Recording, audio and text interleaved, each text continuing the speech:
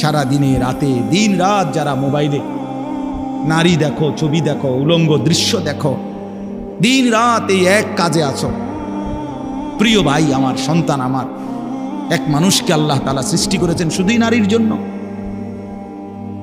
মানে এই শুধু একটা নারী, একটা মহিলা, একটা বেডি, এটাই জীবন।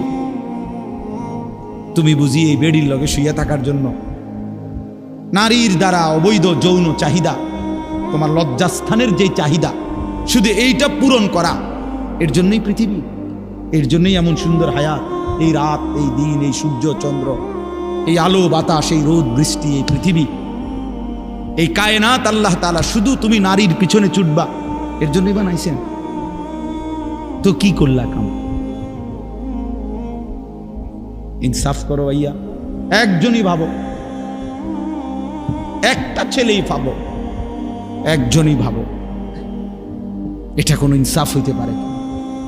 দিন রাত মুসলমানের ঘরে জন্ম নিয়ে, মুসলিম হয়ে, চুলের উপরে সারা দিন ফ্যাশন, এটা বুঝি একটা কথা হলো?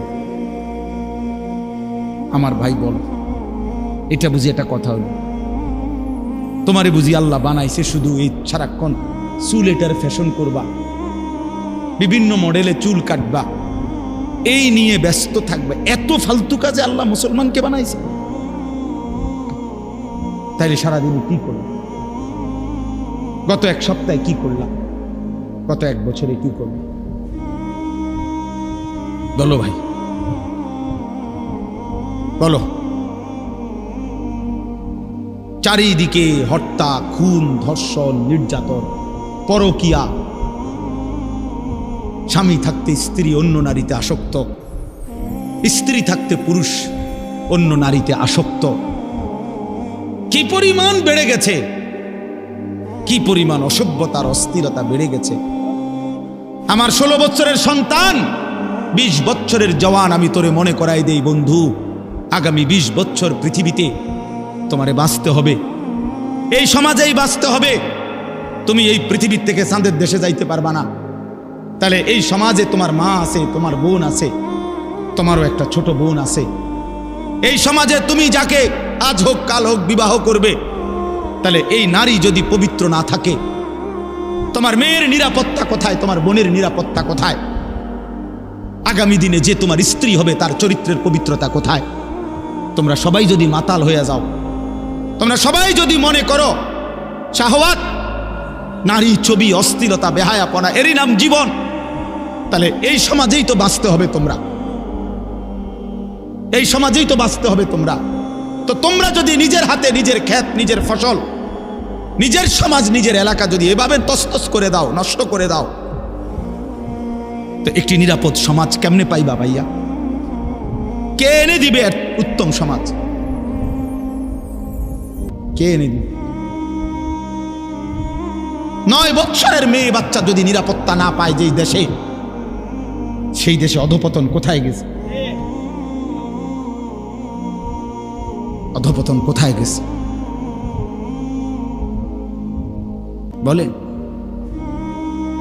অসহায় কোন ইমাম মুয়াজ্জিনকে কোনোভাবেই কোন জালেম শেষ পর্যন্ত কোনোভাবেই কোন ইমাম মুয়াজ্জিনকে বেইজ্জতি তো করতে পারবে না। ঘটনার পিছনের সত্যতা আজ কিংবা কাল বের হবেই, এটাই সত্য, এটাই নিশ্চিত, এটাই নিশ্চিত, এটাই নিশ্চিত। আমরা জানি তো সব, বুঝি তো সব। কোন আলেমে দ্বীনকে বেইজ্জতি করার পরিণতি এই পৃথিবীতে কখনোই কারোর জন্য ভালো হয় নাই, কেউ ভালো হয়। আমরা কিতাবে পড়ছি, আলেমে দ্বীনের রক্ত বিষের মতো, বিষ লাগলে যেমন মরে যায়, কোন আলেমে দ্বীনের রক্তের সাথে কারো বেইজ্জতি করলে আল্লাহ তাআলা তার ধ্বংস করে দেয়, বরবাদ করে দেয়, বরবাদ হয়ে যায়। এটা অকাট্য সত্য। এজন্য নওজোয়ান, আমি তোমারে মনে করাই দিলাম, তুমি চরিত্রহীন হইয়া তুমি মনে করো কেউ দেখে নাই, কেউ জানে নাই, তোমার সমাজ তুমি নষ্ট করে দিচ্ছ, তোমার আগামীর ভবিষ্যৎ তুমি বরবাদ করে দিচ্ছ।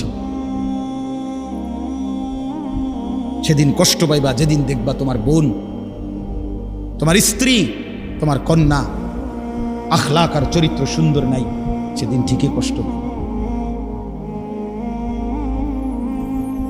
আজ-জিনা কারজুন, আল্লাহর কসম, আমি কিতাবে পড়ছি, ইমাম শাফিঈ রাহমাতুল্লাহি আলাইহি বলছেন, কিশোর নওজোয়ান শোনো ভাইয়া, এই মুরব্বীদেরকে সামনে রেখে তোম করে বলি আমি, ইমাম শাফিঈ রাহমাতুল্লাহ আলাইহি বলছে জিনা ব্যভিচার, নারীর সাথে অবৈধ সম্পর্ক, খোদার কসম উনি বলছে কারজুন, এটা একটা ঋণ, করজ, ঋণ আদায় করতে হয়, ঋণ সুদ দিতে হয়নি, কথা বলে না, ঋণ সুদ করতে হয়নি, কর্জ নিলে, ঋণ নিলে এটা সুদ করতে হয়নি, কথা বলে না, সুদ করা কি সুন্নত না বাধ্যতামূলক?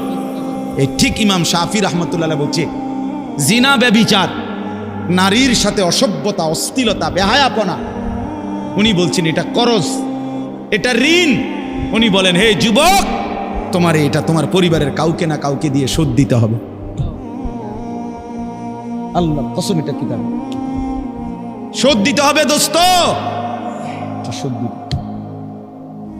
যদি তওবা না করো, যদি আল্লাহ মাফ না করে, যদি আল্লাহর দিকে ফিরে না আসে, চোখের পানি না ফেলো, এটা শোধ দিতে হবে, তো শোধ দিতে হবে। খোদার কসম যুবক, নবীজি সাল্লাল্লাহু আলাইহি সাল্লাম এটা বলবে যে উম্মত ফজরের নামাজ পড়ো নাই, কতদিন উম্মত, আমার এত বড় বেইজ্জতি কেমনি করলো?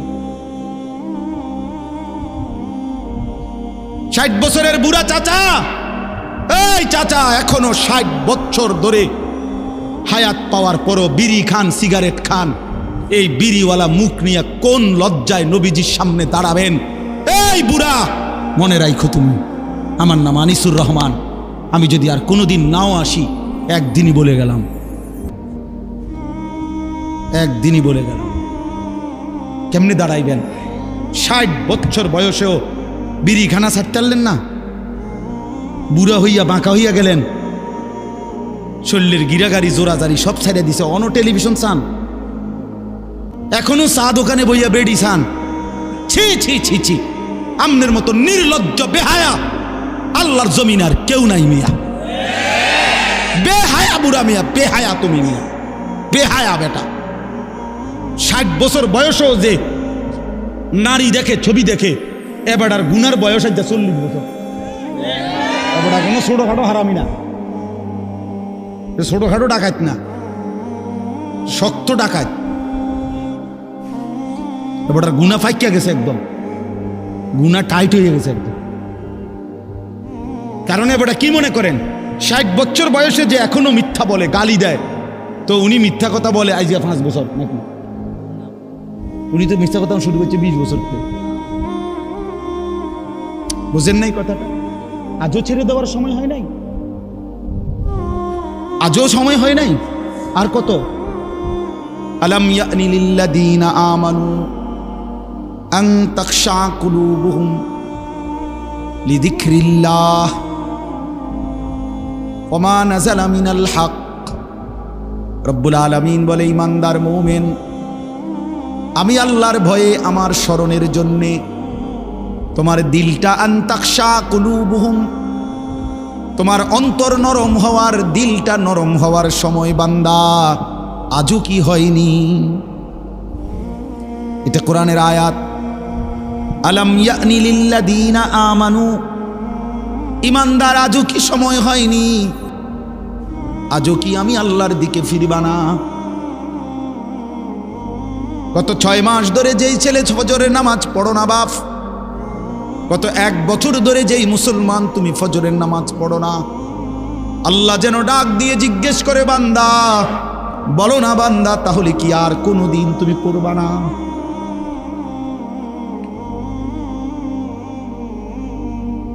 আমি কি বুঝি তোমাকে এমনি এমনিই খাওয়াবো আর পড়াবো, তুমি কি আমাকে সেজদা দিবা না? কি হবে উত্তর? ইয়া আইয়ুহাল ইনসানু মা গাররাকা বিরাব্বিকাল কারীম। রব্বুল আলামিন বলে, মানুষ, বান্দা আমার, মানুষ আমার, আমার মতো দয়ালু মেহেরবান রব, আমার মতো এমন দয়ালু মালিক, আমার মতো দয়ালু এমন লালন পালনকারী আল্লাহ, তাকে কেমনে ভুলে কে তোমাকে ধোঁকা দিল, আমি আল্লাহকে ছেড়ে দিলাম। মা গাররাক, তুমি কি জানো বান্দা, আমি তো সেই আল্লাহ, এক ফোঁটা নাপাক পানির উপরে এমন সুন্দর একটা ডিজাইন আমি আল্লাহ করেছি। এই পৃথিবীর কাউকে বলো না এক ফোঁটা পানির উপরে একটা সুন্দর মানুষের আকৃতি দিতে। পানির উপরে ডিজাইন করবে কেমনে, পানির মধ্যে ডিজাইন করবে কেমনে? রব্বুল আলামিন বলে বীর্যের এক ফোঁটা পানির মধ্যেই তো আমি এমন সুন্দর আকৃতি দিয়েছি। ইন্না খালাকনাল ইনসানা মিন নুতফাতিন আমশাজ, নাপাক বীর্যের ফোঁটা থেকেই তো আমি আল্লাহ মানুষকে বানিয়েছি। আল্লাযী খালাকাকা ফাসাওয়াকা ফাআদালাক ফি আইয়ি সূরাতিন মা শাআ রাক্কাবাক, আমি তো বানিয়েছি, আমি তো সাজিয়েছি, আমি তো এমন সুন্দর চেহারার রং দিয়েছি। এমন দয়ালু মাওলা কেমনে ভুলে গেলা, কেমনে ভুলে গেলা? আলাম নাজআল লাহু আইনাইন, আল্লাহ বলে বলো না বান্দা আমি কি দুইটা চোখ দেই নাই? বলো, সবাই উত্তর দেন।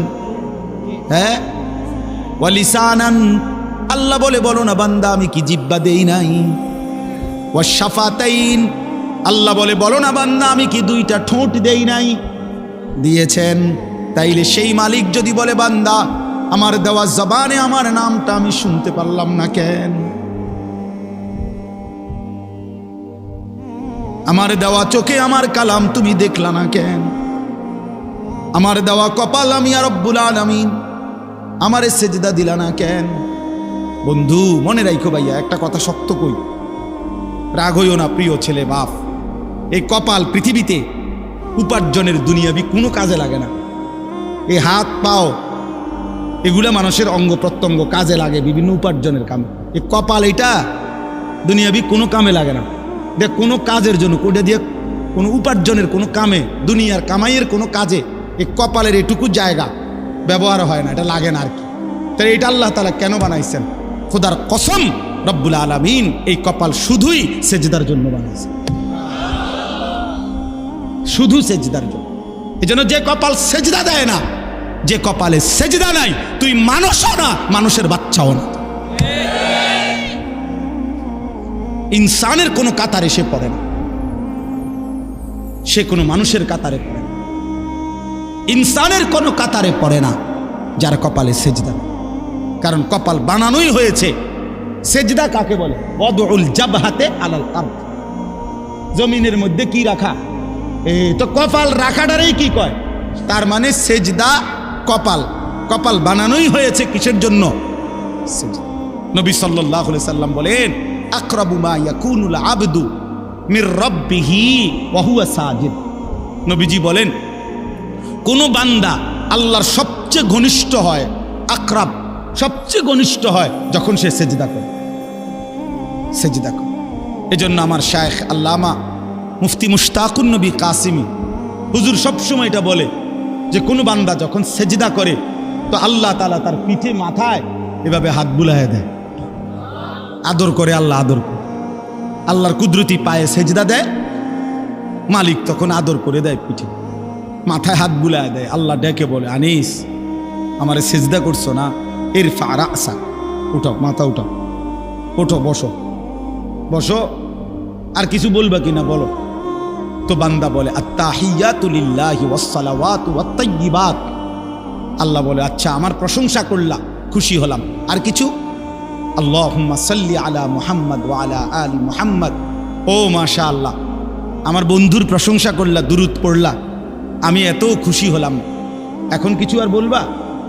তো বান্দা বলে আল্লাহ সেজদা দিয়ে আপনার কাছে আসলাম, আপনার প্রশংসা করলাম, আপনার বন্ধুর দুরূদ পড়লাম, একটা উদ্দেশ্য আছে, মাকসাদ আছে। কি মাকসাদ, কি উদ্দেশ্য? আল্লাহুম্মা ইন্নী যালামতু নাফসি যুলমান কাসীরা, আয় মাওলা আমি বড় নাফরমান মাওলা, আমার গুনাহ অনেক বেশি মাওলা, আর আমি জানি ওয়ালা ইয়াগফিরুয যুনুবা ইল্লা আনতা, আপনি ছাড়া আর মাফ করার কেউ নাই।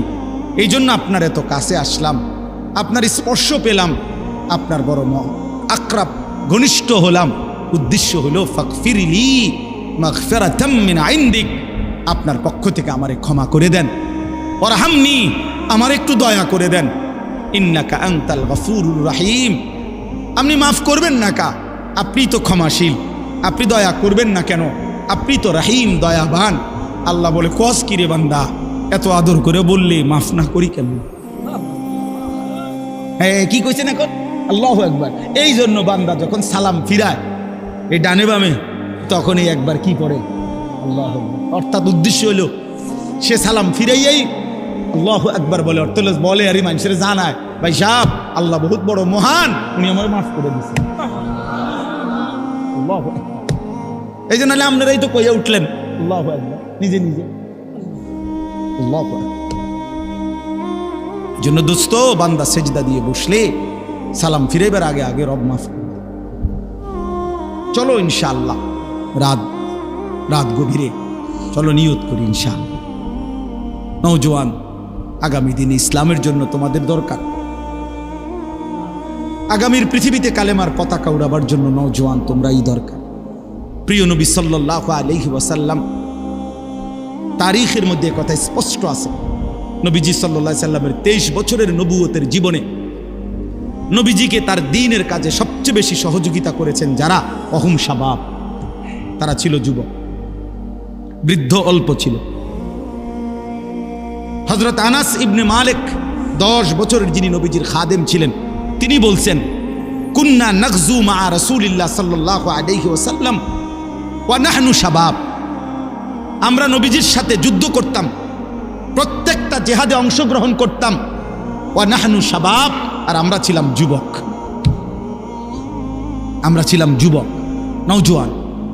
এই জন্য বাবা চাচারা তোমাদের জন্য দোয়া করবে, আমরাও তোমাদের জন্য দোয়া করব। এখানে আমার এই আয়াতটা এবার শুধু শোনো, তারপরে তুমি দিল থেকে বুঝো। আল্লাহ তাআলা এখানে বলছেন, ফাখালাফা মিন বাদিহিম খালফুন, প্রত্যেক জাতি গোষ্ঠীর মধ্যে নিকৃষ্ট প্রজন্ম, মন্দ উত্তরসূরি, নিকৃষ্ট জেনারেশন কারা? আল্লাহ বলেন আদাউস সালাহ, যারা প্রতিনিয়ত তাদের নামাজ নষ্ট করে দেয়, তারা নিকৃষ্ট মানুষ, নিকৃষ্ট উত্তরসূরি, নিকৃষ্ট জেনারেশন, নিকৃষ্ট প্রজন্ম। এই তোমরা আজকে যারা 15 থেকে 20-30 বছর, প্রিয় ভাই আমার, তোমরা একটি জেনারেশন, তোমরা একটা প্রজন্ম। 2 বছর 4 বছরের ব্যবধান, কাছাকাছি সময়, তোমরা একটি প্রজন্ম, একটি জেনারেশন, তোমরা উত্তরসূরি পূর্বসূরিদের।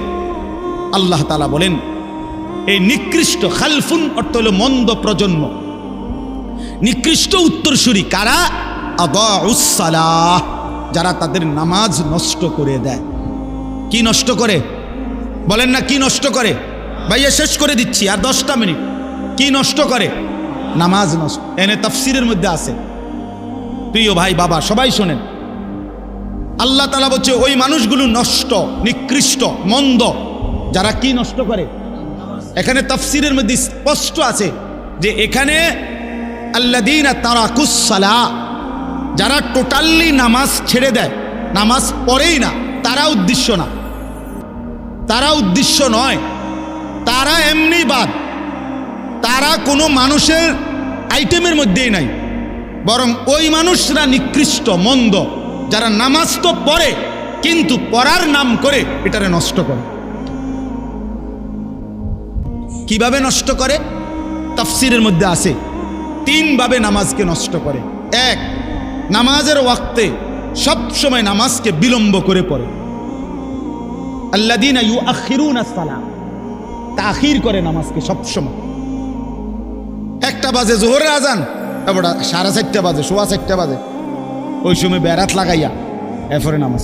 আমরা দেশের বেডিতের মতো, আমাদের দেশের মহিলাদের খাসিয়ত এটা বেশি।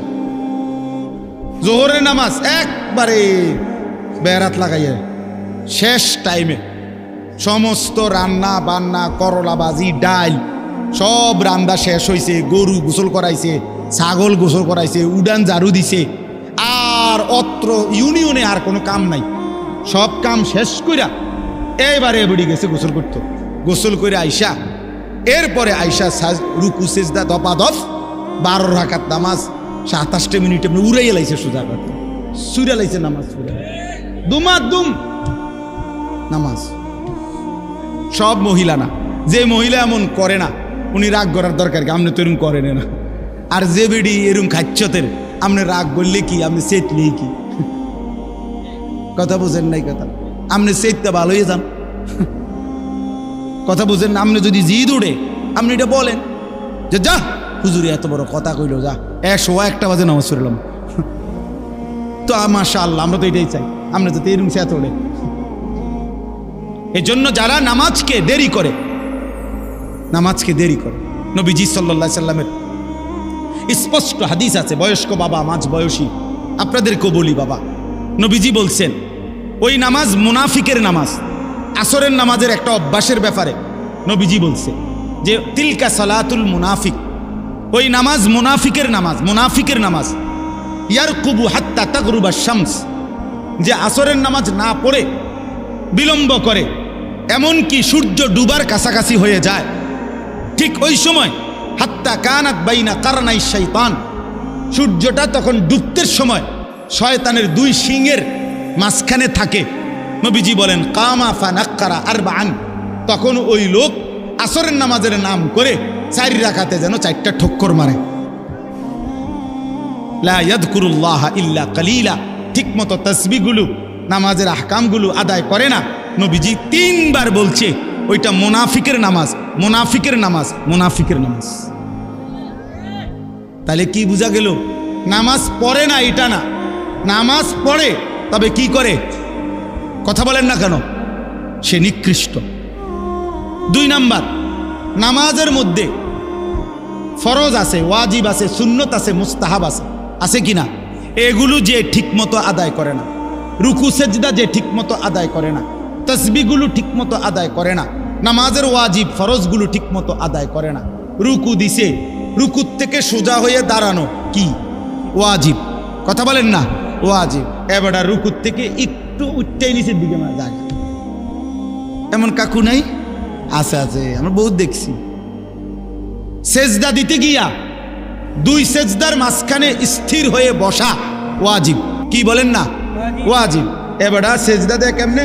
একটা সেজদা দিয়া মাথাটা একটু আলগি দিয়ে আরেকটা মা পটপট করে 2টা সেজদা মেরে দিল। আরে বুঝেন আপনি কি সেজদা দিলেন? মাঝখানের ওয়াজিব ছুটে গেল যে, কথা বলেন নাই? এই আল্লাহ তাআলা বলছেন এই মানুষগুলো হচ্ছে নিকৃষ্ট। নবীজি সাল্লাল্লাহু আলাইহি সাল্লাম বলছেন আসরাকুস সারিক, রুকু সেজদা যে চুরি করে সে সবচেয়ে বড় চোর, বড় বিগ চোর, গ্রেট চোর, বড় চোর, চোর দা গ্রেট।